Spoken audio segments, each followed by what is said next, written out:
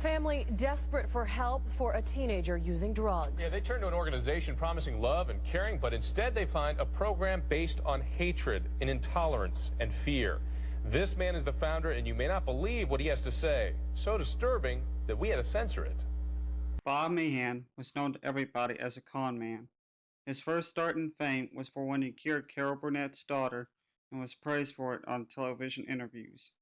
However, his drug abuse programs were nothing more than another con for what truly goes on the inside. When 60 Minutes interviewed Meehan for the claims of the abuse, he simply just scoffed. This is what he said when asked about his success rate. Are the statisticians necessary to do it? I will. Are you saying to me that you don't have any data to back up your claim that you're 75 to 80% successful? The data we have is quite different from data anybody else has. And see, we don't keep records on people. If your children came to us, they don't have to give us their right name. They want help, they stay. They don't, they leave. But, pardon me for interrupting, but that's part of the problem. Again, you see, I find that an absolutely astonishing thing that you would say, Mr. Rather, I don't even know the names of most people who come into our place. We're not here for names. We're here to show people a better way to live. Okay, but you want it, stay. You don't leave. You can't give me a figure. These are the numbers of people that we had come through our doors. We don't have the nationwide. time. We get 400 calls a day from all over the world. Okay, but you don't know how many are coming through the door. No. So how can you say you're 75 to 80% successful? Because of the times that I ran groups, when I knew the kids in the group, when I saw how many came in, when I was running a group myself, I saw how many came in, and I knew what it was. Mr. Meehan, I don't doubt for a moment that you did that. But when you boiled it down, what you've got is a guess. Oh, definitely. Oh, you're right. Definitely a guess. Okay, so when you say you're 75 to 80% effective, you're guessing. I'd like to say 70. Or let's say 70. Yeah. Let's take a conservative figure. Do you consider that to be conservative? No, conservative, 65 to 70. All right, 65 to 70. Okay. I note that we're already down from 75 to 80% down to 65 to 70.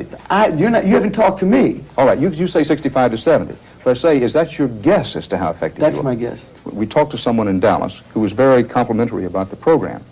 But they noted that in Dallas, that your people had said they had 2,000 PDAP members in the Dallas area.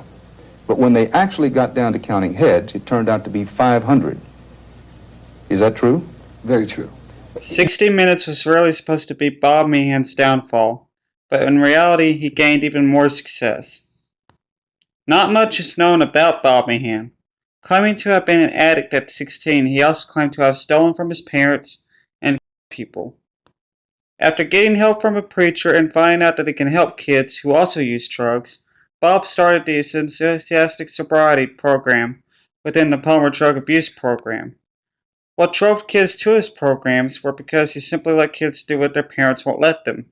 He believed rebellious teenagers won't get clean when parents step in. Participants in Bob Meehan's programs had to go through 30-day meetings.